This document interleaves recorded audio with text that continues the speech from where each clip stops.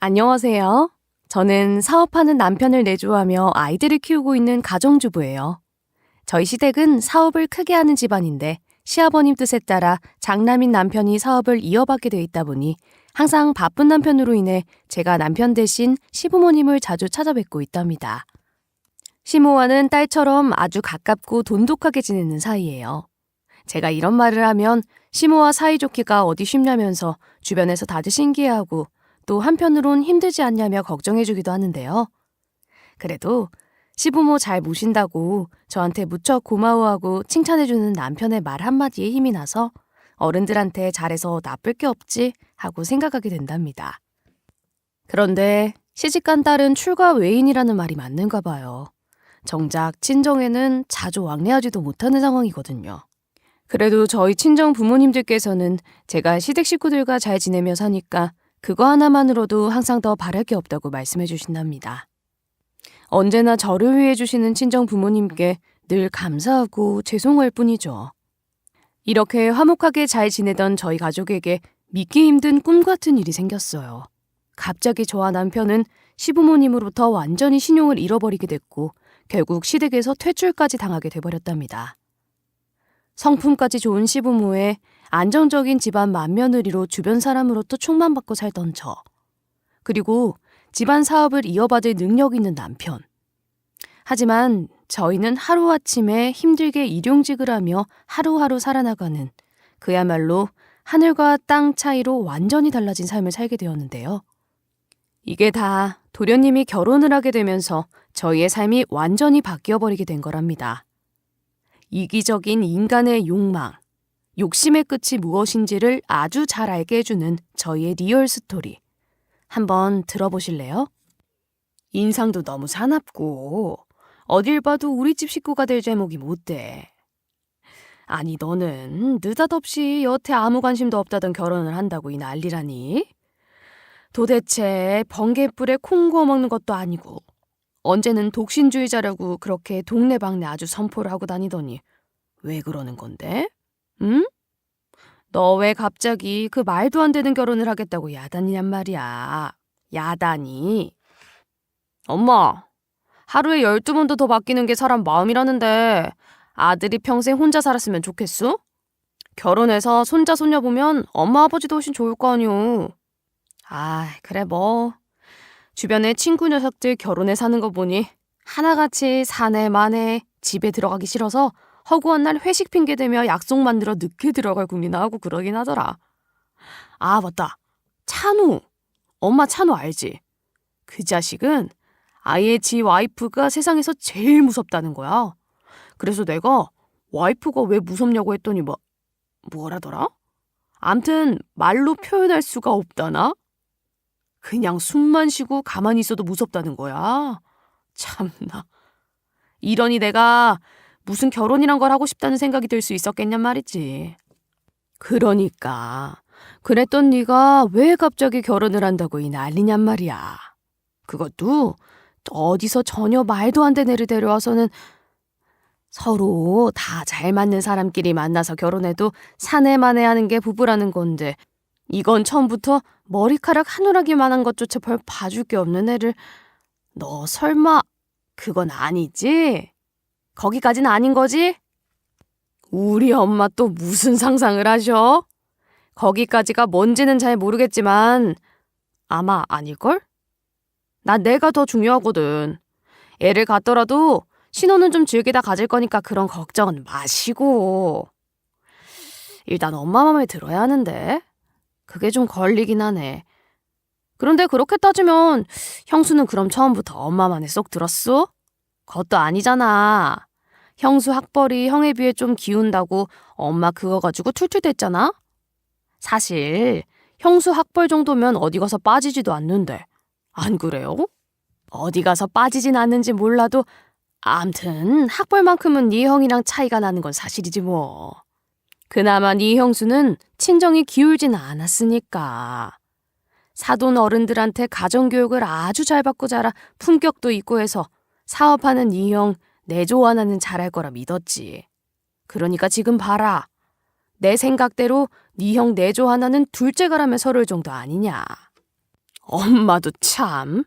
우리 엄마 말 바꾸시는 거 하나는 여전하셔. 너무 말없는 형수 성격 때문에 속이 터져 못 봐주겠다고 할 땐 언제고 그게 어느새 품격 있는 며느리로 바뀌셨어?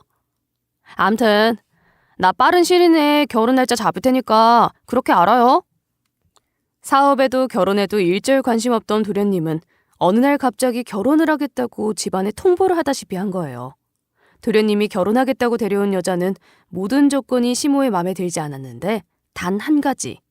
학벌만큼은 시모가 딱 원하던 미국 명문대 졸업생이었던 거예요. 게다가 경영학 전공. 나도 모르겠다. 이제 둘째가 평소엔 저렇게 철없고 생각 없어 보여도 한번 맘먹은 건 누가 뭐래도 무조건 아니니. 그런데 그 애는 인상부터가 날카롭고 인정머리도 없게 보이던데 어디가 그렇게 좋다고 참. 그래도 어쩌겠냐. 저렇게까지 결혼하겠다고 못을 박으니. 네 아버지도 그냥 학벌 하나 보고 위안 삼고 결혼시키라고 하시니까 그래야지 뭐 별 수 있겠냐? 네, 어머니.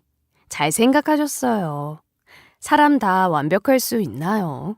무엇보다 도련님이 좋아하시니까 혼자 있는 지금보다야 결혼하시면 모든 면에서 훨씬 좋아지실 거예요. 좋은 일인데 가족들이 축하해줘야죠. 그래야 도련님이나 또 결혼할 그분에게도 행복한 결혼이 될 테니까요.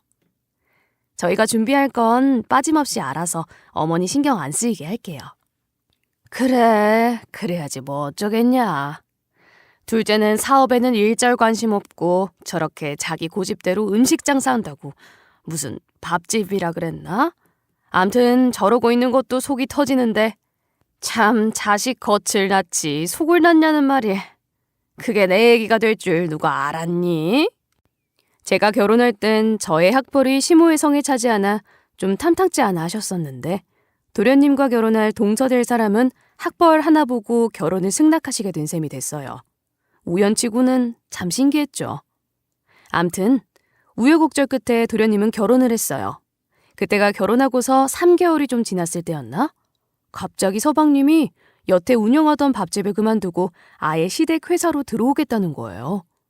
시부모가 그렇게 하지 말라고 말려도 끝까지 고집 피우며 하던 밥집을 그만한다는 것만으로도 놀랄 일인데 시댁 사업을 하겠다며 회사로 들어온다는 건 더 믿을 수가 없는 일이었죠. 얘기 듣고도 믿기지가 않더라. 아니 네가 어쩐 일이야? 갑자기 너 혹시 하던 장사가 뭐 잘못되기라도 한 거야? 잘못되긴 우리 가게 이래봬도 알아주는 맛집이야.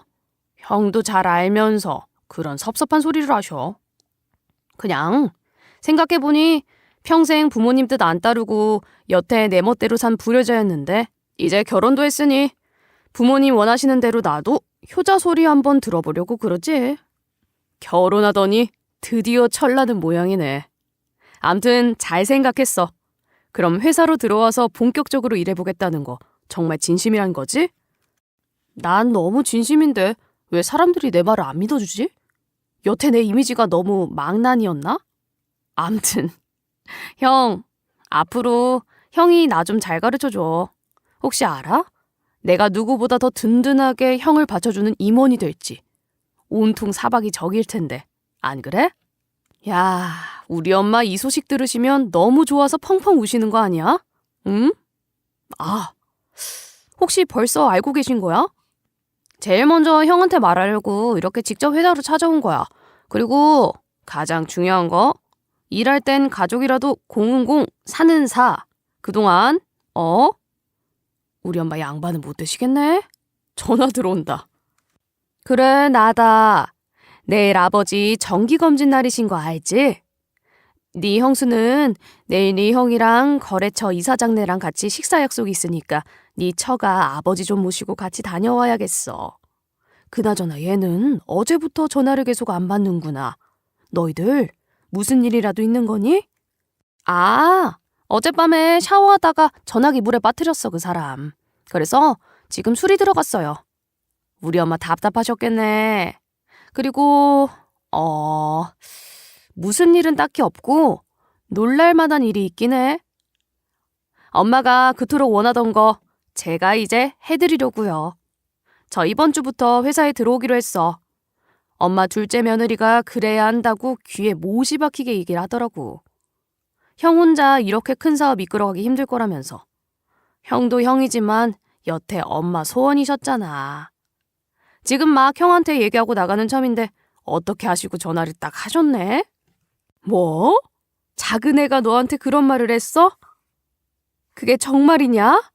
아유, 굼벵이도 구르는 재주가 있다더니 어떻게 평생을 꼼짝았던 너를 이렇게 하루아침에 바꿔놨다니? 이래서 역시 사람은 머리에 든 게 중요하다니까. 서방님은 집안 사업엔 전혀 관심이 없었어요. 머리 아프고 힘든 건 딱 질색이라면서 말이죠. 요리하는 게 취미라 간단히 먹기 좋은 밥 하는 작은 식당을 하면서 그게 삶의 낙이라고 했었으니까요. 시모가 오냐오냐 키운 탓에 자기 자신밖에 모르는 정말 철없는 막내 아들 그 자체였죠. 하고 싶은 것만 하고 하기 싫은 건 절대 안 하는. 그랬던 서방님이 결혼 후 동서의 설득에 의해 집안 사업에 관심을 보이기 시작한 거예요. 그러니 다들 놀라지 않을 수가 없었던 거죠.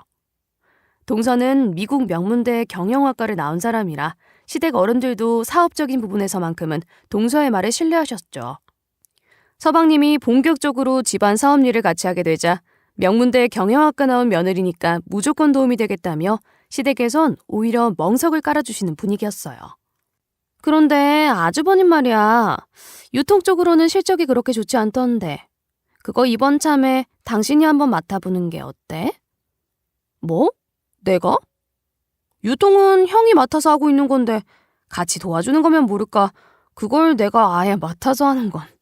아이, 아버지가 허락하실 리도 없고 특히나 유통은 처음부터 아버지가 형한테 맡기신 거라 그렇게는 안 될 거야. 그리고 형 입장도 있는데. 누구한테 맡겼느냐가 지금 중요한 게 아니잖아. 자선사업 아니고 돈 벌어들이자고 하는 게 사업인데. 요즘 유통 쪽이 다들 불황이잖아. 단지 아주버님이 맡으신 거니까 그냥 보고만 있자는 거야? 그건 아니지, 여보.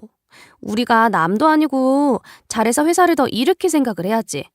아닌 걸 알면서도 모른 척 한다는 건. 생각해봐. 어떤 게 더 회사를 위한 일일지. 그리고 당신한테는 경영학 전공한 내가 있잖아. 그런데 무슨 걱정이야?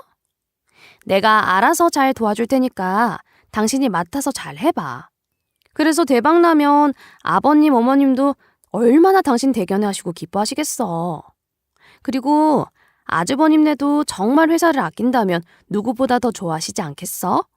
안 그래? 아버님께는 내가 잘 말씀드려 볼 테니까 그런 걱정은 하지 말고. 그런데 서방님이 회사에 들어오고서부터 회사 내부 구조조정까지 모든 게 완전히 바뀌기 시작했어요. 이런 일은 시아버님이 회사를 창업한 이래 처음 있는 일이었죠. 어머니, 속상하시겠어요. 이런 말씀 드리기가 정말 몇 날 며칠 고민 많이 하다가 어렵게 말씀드리는 건데요. 저도 처음엔 아주버님이 실수하신 건가 생각했는데 알고 보니 이게 다 형님이 아주버님한테 입김을 넣으신 거였더라고요. 형님네 친정에서 하는 금육종 일이 요즘 좀 어렵다잖아요. 그래서 일부러 형님이 우리 회사 유통자금을 형님네 친정 쪽으로 융통해 보려고 했던 모양이더라고요. 아우 참, 이런 말씀 드리려니 제가 다 얼굴이 화끈거리네요. 어머니, 그래도 지금이라도 이렇게 아시게 됐으니 다행이죠 뭐. 그날 백화점 화장실에서 형님이 형님네 친정엄마와 통화하는 소리를 제가 거기서 들었기에 망정이죠. 사실 그날 몸이 좀 고단해서 그냥 집에서 쉴까 하다가 나간 건데 안 나갔으면 정말 어쩔 뻔했어요? 안 그래요, 어머니? 세상에, 내가 지금 심장이 너무 뛰어서 네가 하는 얘기 가만히 듣고만 있었는데도 이렇게나 숨이 차는구나. 어쩐지 요즘 계속 유통 쪽 매출이 안 좋다는 얘기가 돌길래 이상하다 싶더니만 어쩜 그렇게 순한 양의 얼굴을 해가지고는 우리 집안 돈으로 친정 미끄러지는 거 매일 궁리나 하고 있었다니. 형님이 워낙 효심이 지극하고 친정 부모님한테도 아주 극진하시잖아요. 그런 형님 입장에서 여태 친정 힘들 때마다 설마 모른 채 하셨겠어요? 당연히 알아서 도와드렸겠죠. 그러니까 이제라도 저희한테 유통 맡기시면 앞으로 이런 일은 없을 거예요. 저희 믿으시고 이제 너무 속상해 마세요, 어머니. 아버님께서도 형님이 그러신 거 아시고는 화가 많이 나셨더라고요. 아버님께서 유통 문제는 이따 저녁에 어머님이랑 이야기해 보신다고 하시던데. 그럼 이제 그이한테 유통 맡기시는 거죠, 어머니? 내가 참 입이 써서 더는 말이 안 나오는구나. 친정으로 시댁 자금이나 야금야금 빼돌릴 생각하는 큰애보다 미국에서 경영학 공부한 네가 훨씬 더 잘 알지 않겠냐. 믿는 도끼에 발등 찍힌다더니. 아휴. 그럼 네가 앞으로는 네 남편 잘 도와서 한번 제대로 이끌어봐. 밥하고 빨래하고 집안일만 신경 쓴다고 내조가 아닌 거야. 사업하는 남자 잘 되게 하려면 여자도 어느 정도는 알아야 해. 그게 바로 네가 해야 하는 내조 아니겠냐? 동서는 제가 맏며느리로서 시댁 어른들께 인정받는 게 항상 눈엣 가시였어요. 그래서 아예 도련님이 회사를 맡아 경영하게 해서 저와 남편을 시댁 어른들로부터 눈밖에 나게 만들 작정으로 일부러 온갖 거짓말을 해가며 시어머니와 저를 이간질시켰더군요. 결국 서방님은 내 남편이 맡고 있는 유통 쪽으로 들어오게 됐고 남편과 합류해서 같이 일을 하게 된 상황이 된 거죠. 그런데 동서는 그걸로는 성에 차지 않았는지 하루라도 빨리 내 남편을 아예 내몰아버리고 서방님이 완전히 유통사업을 독차지하게 만들려고 철저한 계획하에 아주 돌변을 했답니다. 형님, 소식 들으셨죠? 그이가 유통에 합류하게 되면서 수익이 엄청 올라갔잖아요. 진즉 이랬어야 하는데 그랬으면 그동안 회사에 그렇게까지 손실은 없었을 거 아니겠어요? 생각할수록 아까워서 그런데 제가 보니까 아주버님 경영 방식이 너무 소극적이시긴 한 것 같더라고요. 사업은 뭐니 해도 크게 해야 하는 건데 말이에요. 안 그래요, 형님? 글쎄, 무조건 크게 한다고 해서 매번 다 성공한다는 법은 없지. 그럼 누구나 다 처음부터 판을 크게 벌려서 하지 않겠어? 하지만 실제로는 하나하나 쌓아 올리는 게 사업이라 생각해 난. 아버님도 그이도 지금까지 그래왔고. 어쨌거나 이번 유통 수익은 도련님이 힘을 많이 써주셔서 그이도 그렇고 나도 고맙게 생각하고 있어. 어머, 무슨 고맙다는 말까지. 우리가 어디 남인가요? 다 같이 가족인데요, 뭘. 그래도 형님은 아버님, 어머님이 인정해주시는 맏며느리시잖아요.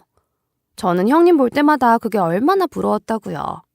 특히 어머니는 저한테 뭐든 무조건 형님한테 물어보고 하라고 그러셨잖아요. 뭐 지금은 안 그러시지만 그런 면에서 생각해보면 어쩌면 형님이랑 저랑 궁합이 잘 맞는 것도 같긴 해요. 안 그래요, 형님? 동서랑 내가 궁합이 잘 맞다니? 그게 무슨 뜻이야? 그게 무슨 뜻이냐면요, 형님.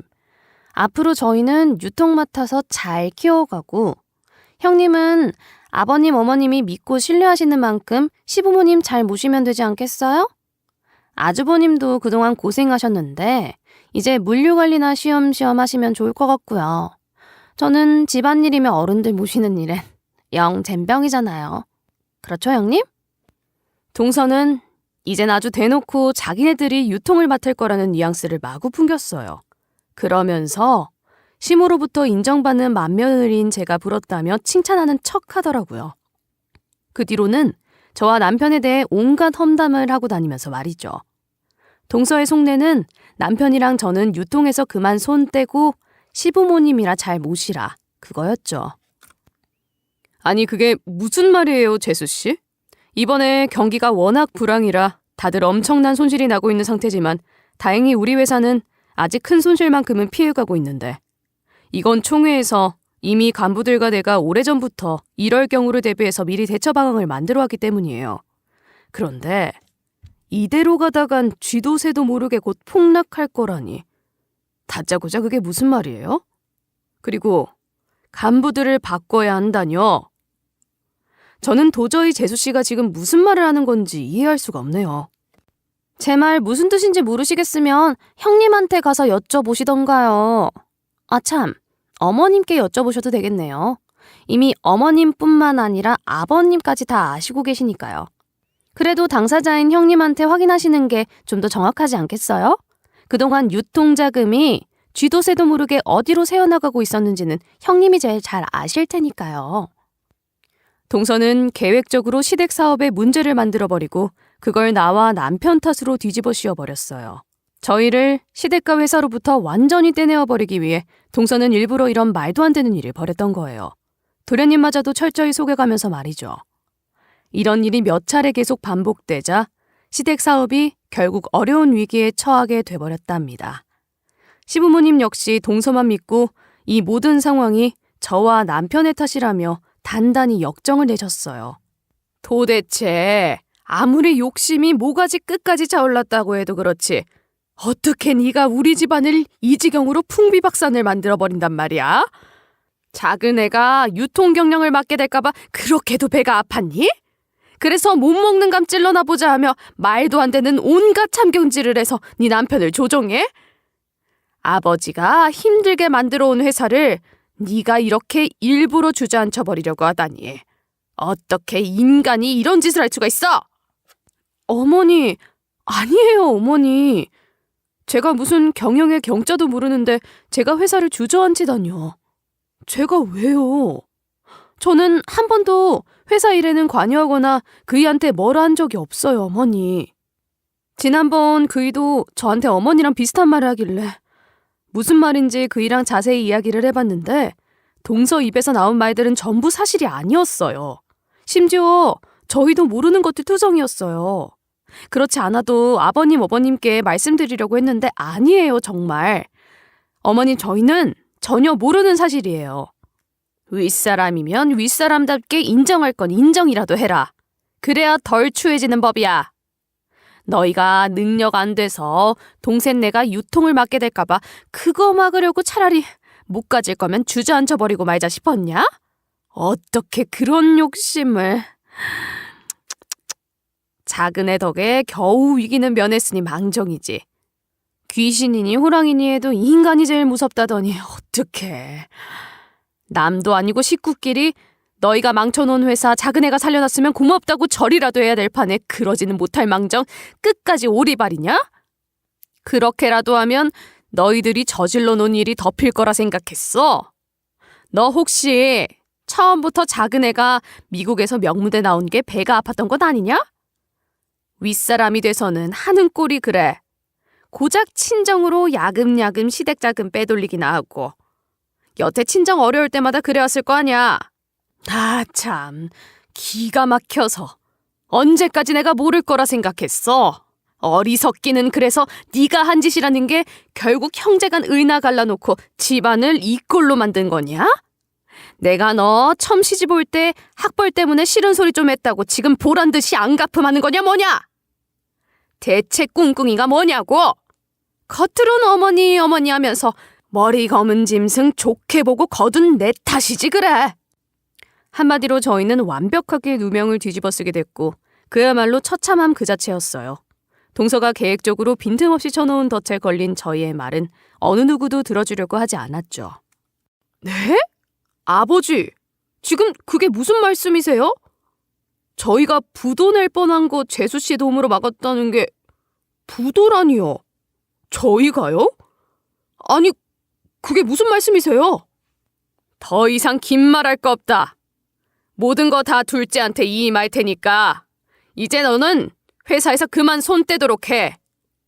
더 이상 그대로 뒀다간 회사뿐만 아니라 내가 형제들 간에 멱살 잡는 꼴까지 보게 생겼으니 어리석은 놈.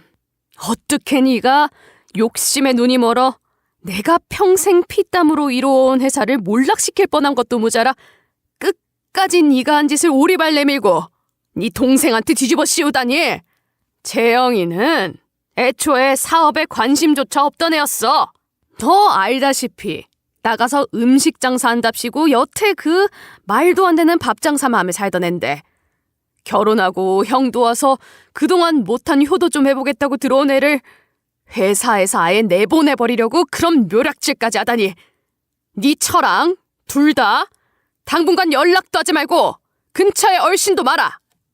결국 남편과 저는 집안 사업을 물려받기는커녕 시댁으로부터 신뢰를 잃게 됐고 완전히 퇴출당하고 말았어요. 저희가 퇴출당하고 나자 동서는 기다렸다는 듯이 그동안 일부러 동서가 만들어 놓은 시댁 사업의 위기를 도련님을 앞세워 잘 해결하는 것처럼 하며 미리 짜놓은 계획대로 위기에 몰린 회사를 다시 살렸죠. 시부모님은 완전히 동서네를 100% 믿게 됐고 결국 회사에서 가장 큰 부분을 차지하고 있는 유통사업은 도련님과 동서에게로 넘어가게 됐어요. 남편과 저는 동생네회를 밟아가며 집안까지 말아먹은 불효자식 꼴이 되어 쫓겨난 후 맞벌이를 하며 어렵게 생활하고 있었어요. 하루아침에 완전히 바뀌어버린 생활도 처참하고 절망적이었지만 언젠가는 반드시 진실은 밝혀지겠지. 지금까지 조금도 거짓 없이 투명하게 살아왔는데 설마 이대로 인생이 끝이 날까?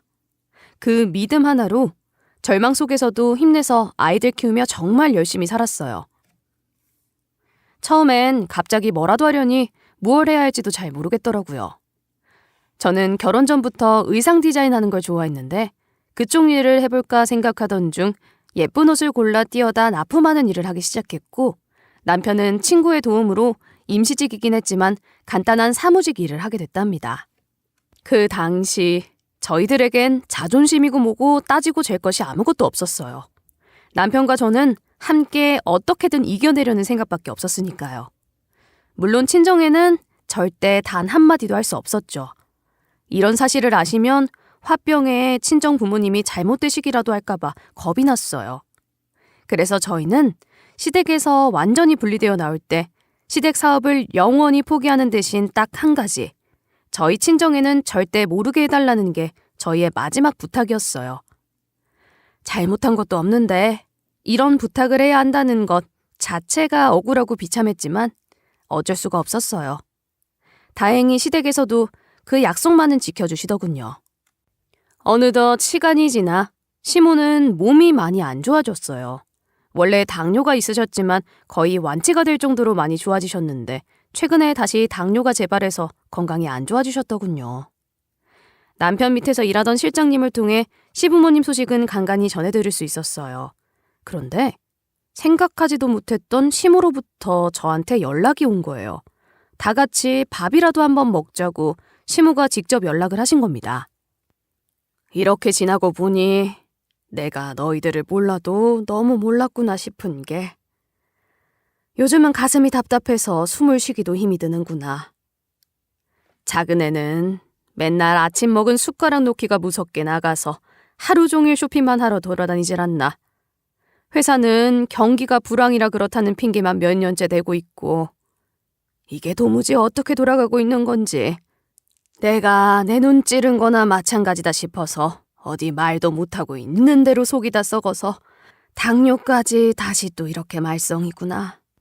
그렇지 않아도 몸이 많이 약해지셨다고 들었는데 어머니 너무 신경 쓰시지 마세요. 그러다 건강만 더 나빠지세요. 서방님이 알아서 잘 아시겠죠. 그럼 주말에 말씀하신 대로 늦지 않게 시간 맞춰 갈게요. 그때까지 몸조리 잘 하시고요. 우리가 나가고 난 후로 회사는 점점 기울어져 가고 있었고 그로 인해 시모는 건강이 많이 안 좋아진 상태셨어요. 시아버님도 회사 사정이 안 좋아지자 스트레스로 쇠약해지셔서 드시는 약만 해도 한 보따리라고 하더라고요. 미운 정인지 고운 정인지 모르겠지만 몇 년 만에 시모의 전화를 받으니 저도 모르게 마음이 울컥했어요. 그리고 오랜만에 시댁 식구들 다 같이 만나 식사를 하게 됐는데 들어왔던 대로 시부모님은 딱 보기에도 건강이 많이 안 좋아 보이셨죠. 식사 분위기가 다소 어색하긴 했지만 그래도 시부모님 얼굴 봐서 저희는 불편한 기색 없이 아무렇지도 않은 듯 자연스럽게 식사를 했어요. 그런데 제가 실수로 동서의 명품 옷에 김치 국물을 흘리게 됐고 순간 저는 너무 놀라서 미안하다는 말을 저도 모르게 했던 말 또 하고 계속하면서 황급히 동서의 옷을 닦아주고 있었어요. 그런데 그 순간 거지 같은 게 어디다 대고 비싼 내 옷에 더러운 손을 대는 거야. 이게 얼마짜리 옷인 줄 알아? 신경질 나 진짜. 어쩐지 몸이 뒤틀려 베베 꼬여버릴 정도로 여기 이 자리에 나오기 싫어 아주 죽겠더라니. 내 이럴 줄 알았어. 재수가 없어서 진짜. 저의 두 귀를 의심할 정도로 동서는 완전히 돌을 넘는 막말들을 쏟아내는 게 아니겠어요? 그런데 그 순간 본능적으로 남편이 일어나 동서의 뺨을 날려버렸죠. 동서는 철퍼덕하고 그대로 바닥에 내동댕이 쳐지고 말았어요. 누구 한 사람 뭐라 말 한마디 할 틈조차 없이 정말 순식간에 벌어진 일이었답니다. 그리고 온 가족 앞에서 남편은 동서의 실체를 다 까발려버렸어요. 미국 명문대? 경영학과? 어디서 들은 건 있어가지고 아주 그럴싸하게 스토리도 잘 만들고 연기도 제법 하셨더만. 중학교 때 가출해서 장기 무단결석으로 퇴학당하고 서비스업에서 평생 몸담으시고 살다가 이름부터 모든 걸 다 거짓으로 속여 집안이며 조건 철저히 사전조사해서 일부러 내 동생한테 접근해 결혼한 거. 그거 언제까지 숨기고 살 수 있을 거라 생각했어? 말해봐! 그게 대체 무슨 말이야, 형? 아무리 그래도 사람을 이렇게 패대기를 쳐버리고 거기다 지금 말도 안... 뭐라고? 서비스업? 형! 경우가 아니지 이건. 너무 심한 거 아니야? 형! 지금 제정신이야? 뭐 경우가 아니야? 내가 경우가 없는 사람이다 그 말이냐? 손 윗사람한테 거지 같은 거라 말하는 네 집사람한테나 가서 경우 따져 이 자식아. 참 어이가 없어서. 결혼해서 저런 여자를 우리 집안으로 끌어들인 네 입에서 할 소리는 아닌 것 같은데. 도대체 누가 경우가 없는 건지 따질 때 따지더라도 정신 차리고 저 여자 정체나 똑바로 알고 와서 따져. 내 말 못 믿겠으면 네가 직접 확인해 보던가. 동서의 실체는 한마디로 머리부터 발끝까지 완벽하게 다른 사람이었어요. 미국 명문대는커녕 중학교 때 사고 쳐서 퇴학당하고 그 이후 서비스업에서 계속 일하다 일부러 인생 역전할 작정으로 이름부터 모든 걸 다 속여서 도련님께 접근해 결혼까지 했다는 사실을 남편이 알게 된 거죠. 내가 너무 고생하며 사는 게 항시 맘 아팠던 남편은 이런 충격적인 사실을 알게 됐으면서도 차마 내게 말을 못하고 있었던 거예요. 시댁에서 퇴출당한 후 아이들 키우며 가정을 지키고 살아야 한다는 오직 그 생각 하나뿐이었던 남편은 자존심 다 버리고 성형외과 의사인 남편의 가장 친한 친구의 도움으로 그 친구가 운영하는 병원 원무과에서 사무직으로 일을 하고 있었는데 바로 그 병원에서 남편이 동서의 기막힌 실체를 다 알게 된 거랍니다. 여보세요? 네, 그럴게요, 사장님. 네, 그럼 들어가세요. 여보, 내일 옷 납품하는 곳 사장님이 주문량이 많다고 물건 좀 추가해서 보내달라고 연락 오셨는데 당장은 물건 더 살 돈이 이번 달은 좀 빠듯하겠지? 당신 하는 일인데 당연히 사야 하는 거 아니야? 다른 건 몰라도 그건 사야지. 내가 카드 줄 테니까 이걸로 사. 당신도 아직 월급날 이르면 멀었잖아. 난 혹시나 하고 물어본 거야. 안 되면 이번 달엔 그만 납품하고 다음 달에 해도 되니까 괜찮아 여보. 무슨 소리야. 그게 아끼더라도 다른 걸 아끼던가 해야지. 주문 많이 들어오면 좋은 거잖아. 당신 일하느라 고생하는데 그조차 내가 못 받쳐주면 말이 안 되지. 이게 다 누구 때문에 당신이 지금 이 고생을 하며 살고 있는 건데. 이런 생각만 하면 정말 당신한테 너무 미안해서 내가 참 할 말이 없어. 자, 카드 줄 테니까 내 지갑이 어디 있지? 이상하다. 지갑이 없어? 잘 찾아봐. 설마 어디 떨어뜨린 건 아니겠지? 아니면 병원에 놓고 왔나 보네. 지금은 너무 늦었고 내일 가서 한번 확인해봐. 당신이야말로 안 하던 일 하다 보니까 정신이 없겠지. 하긴 그래. 그것도 친구 병원에서 일하는 건데 말은 안 해도 당신 속이 오죽하겠어? 병원에 놓고 온 남편의 지갑이 동서의 비밀이 파헤쳐질 열쇠가 되어줄 줄은 정말 상상도 못했는데 결과적으로 남편의 지갑으로 인해 동서가 누구인지 실체가 밝혀지게 된 거였어요. 선생님, 어제 지갑 떨어뜨리셨던데 제가 여기 챙겨뒀어요. 아, 어쩐지 여기다 떨어뜨린 줄도 모르고 고마워요. 대신 오늘 간식은 내가 살게요. 어머, 안 그러셔도 되는데. 선생님 책상 밑에 떨어져 있어서 서랍에 넣어둔 건데요, 뭘. 그런데 저기 선생님, 지갑이 바닥에 떨어져 있었을 때 지갑이 열린 상태로 있었거든요. 그래서 본의 아니게 사진을 보게 됐는데요. 사진? 아, 그랬어요? 아, 동생이 결혼하고 재수 씨랑 전부 다 같이 처음으로 찍은 가족 사진이라 지갑에 넣고 다녔는데 일부러 열어본 것도 아닌데요, 뭘. 괜찮아요. 저기, 그럼 거기 동생분 옆에 계신 여자분이 동생이랑 결혼하신 분인 거예요? 세상에, 설마 했는데. 지갑을 주우면서 언뜻 봤는데도 낯이 익어서 한눈에 눈길이 가더라고요. 저희 병원에서 수술을 좀 크게 하셨던 분이라 기억이 났어요. 이런 말씀 좀 그렇지만 그분 이쪽 바닥에서는 이미 유명하신 분이라서요. 직업의 특성상 자주 성형을 하러 오셨거든요. 동서가 얼굴부터 전신 성형을 했었던 사실을 같이 근무하는 간호사님을 통해 알게 된 거였어요. 그리고 자동으로 이름부터 직업, 학벌까지 모든 게 다 거짓이라는 걸 알게 됐죠. 동서는 정말 단 한 가지도 거짓이 아닌 게 없었어요. 하필이면 동서가 성형하느라 주구장창 다니던 병원이 남편이랑 제일 친한 친구가 운영하는 병원이었다는 사실이. 참, 이래서 죄 짓고는 못 산다고 하는구나 싶더라고요. 이것도 어찌 보면 다 동서가 우리를 시댁에서 내몰아버리는 바람에 밝혀진 사실 아니겠어요? 그날 남편은 간호사님의 말을 듣는 순간 너무 놀란 나머지 무서울 정도였다고 했어요. 평생 회사 사업, 가정 이런 것만 알고 살던 저희 입장에선 정말 또 다른 세상의 이야기를 듣는 것 같아서 충격적이지 않을 수 없었죠.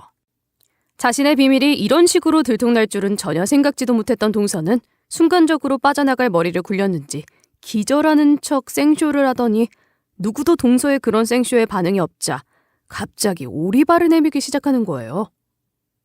아니에요! 다 거짓말이에요! 지금 당신들 소설 쓰는 거야, 뭐야? 어머니! 아버님한테서 퇴출당하고 나니 어떻게든 다시 들어올 목적으로 지금 저를 모함하고 있는 거라고요! 쫓겨나서 추락해 살더니 영혼까지 팔아먹으신 거예요? 네? 예, 아니 이게 대체 무슨 말이라니? 이름부터 거짓이라는 게 무슨... 여보, 당신은 얘들이 지금 무슨 얘기를 하는 건지 아시겠어요? 알면 설명 좀 해줘봐요. 나는 도대체가 이게 무슨 말인지. 어머니, 더 이상 들을 것도 없어요. 아주버님이 저희한테 유통사업 뺏긴 것 때문에 저러는 거라고요. 장난하는 것도 아니고 어떻게 식구끼리 저를 이렇게까지 모함할 수 있는 거죠? 그동안 많이 힘드셨나 보네요. 아주 제정신이 아닌 것 같은데. 어머니, 그러니까 그만 일어나서 저랑 같이 집으로 가세요. 더 이상 여기 있을 이유가 없어요. 적당히 하시죠. 아무것도 모르고 당신한테 속은 불쌍한 내 엄마 더 이상 농락하지 마시고. 여기 증거가 이렇게 다 있는데 그래봐야 당신만 더 추해져, 알아? 이런 경우에 얼마든지 진료 기록 확인할 수 있다는 것쯤은 알고 있겠지? 설마 했는데 참 끝까지 우리를 정신 나간 사람들 취급해가면서 뻔히 눈에 다 보이는 거짓말을 하다니. 이 한심한 여자야. 손바닥으로 하늘을 가려. 그리고 재영이 너 아직 상황 파악 안 되나 본데. 이럴 줄 알고 진료 기록부터 다 가지고 왔으니 자, 네 눈으로 직접 확인해 보던가. 남편이 서방님에게 동서의 실체에 대한 증거를 들이미니까 서방님은 그제서야 좀 실감이 난 모양인지 얼굴이 사색이 돼버렸어요. 그리고는 얼마간 서방님도 자기 나름 동서를 뒷조사했고 우리 남편이 말한 내용들이 전부 다 사실이라는 걸 확인하고 나서야 동서와 이혼을 진행하더군요. 어제 이혼했어. 완전히 깨끗하게 떼어내버렸어. 이 상황에서도 이혼 안 한다고 끝까지 버티더라고. 여기 한번 봐봐. 이렇게 중학교 퇴학당한 것까지 서류 보여줬더니 그제서야 겨우 조용히 입 다물더라. 중학교 때 사고 친 건 좀 부끄럽긴 했던 모양인지. 하여간 어찌나 질기게 버티던지. 기가 다 빨리더라니까. 아버지, 어머니께도 말씀드렸어? 완전히 정리 다 했다고 너 받아주지 말라고 아버지가 네 형수한테까지 전화하셔서 단단히 일러주시더라. 아무튼 끝까지 이혼 안 하려고 괜히 성가시게 나오면 어쩌나 신경 쓰였는데 다 해결됐다니 다행이네. 직접 가서 뵙고 말씀드리려 했는데 2번 다시는 얼씬도 하지 말라시니 이제 내 연락은 아예 받지도 않으셔. 당분간은 안 보실 작정인 것 같은데 형이 대신 말 좀 잘해줘. 그래서 말인데 저기 예전에 하던 작은 밥집이라도 하나 해서 다시 어떻게든 살아야 할 것 같은데 형이 나 좀 도와줘. 형이 가게만 차리게 해주면 내가 어떻게 해서든 다 갚을게. 그러니까 형수한텐 비밀로 하고 좀 도와줘. 사실 말이야 바른 말이지. 어떻게 보면 나도 형이나 형수처럼 같은 피해자 아니야. 작정해서 사람을 속이자 치고 덤비는데 무슨 수로 그걸 당할 재간이 있어. 안 그래요? 자신의 이름까지 거짓으로 속이고 평생을 성형하면서 다른 얼굴, 다른 사람으로 모든 게 다 가짜, 가식인 채로 수많은 사람들 상대해가며 서비스업에서 몸담던 그 여자도 한심하지만 그런 여자와 결혼까지 한 너도 크게 다를 거 없다는 생각이 든다. 너는 그 여자에 대해 아무것도 몰랐다고 하지만 돈에 눈이 멀어 둘이 똑같이 합세해서 나뿐만 아니라 아무 죄 없는 네 형수한테까지 그런 말도 안 되는 누명을 씌우고 부모님과 이간질까지 시켜가며 우리를 아예 내쫓아버리기까지 했던 건 솔직히 너나 그 여자나 똑같이 뭘 그래. 아니 어쩌면 우리에겐 네가 더 큰 배신자일지도 모르지. 그러니까 지금 내가 널 도와준다는 건 나까지 네 형수를 배신하는 거나 마찬가지인 거야. 남편은 저를 봐서라도 도와줄 수가 없다고 하자 자신도 억울한 피해자라며 부모님한테조차 외면당한 마당에 형이 안 도와주면 누가 도와주겠냐며 작은 음식점이나 하나 차리게 돈 좀 해달라고 하루가 멀다 하고 조르다시피 하는 거예요. 도저히 안 되겠다 싶어 계속 이러면 양심도 없는 인간 말종으로밖에 안 보인다며 영원히 인연 끊기 전에 그만하라고 남편이 단호하게 거절하자 서방님은 자신의 뜻대로 안 되니까 욱해가지고는 이제는 또 이게 다 제 탓이라는 겁니다. 저를 찾아와서 삿대질까지 해가며 행패를 부리는 거예요. 처음부터 형수가 그 사람을 질투하는 바람에 이렇게 된 거 아니에요. 윗사람이면 윗사람답게 잘 다독여주지는 못하고 질투하고 경계나 하니 그 사람도 감정이 좋을 리 있었겠냐고. 형수가 좀 잘했어 봐. 내가 적어도 이 꼴은 안 됐어. 정말 기가 막혀서 인간이 어쩌면 저 지경까지 되나 싶더라고요. 제가 처음부터 동서를 질투해서 이렇게 된 거라나요? 무슨 말인지 막걸리인지 도대체 그런 여자한테 질투할 만한 구석이 어디인지 한번 물어보고 싶더라고요. 단순히 철없는 줄로만 알았던 서방님의 실체를 완전히 다 알게 된 우리는 정말 적이 확 떨어져서 아예 연락조차 멀리하고 있어요.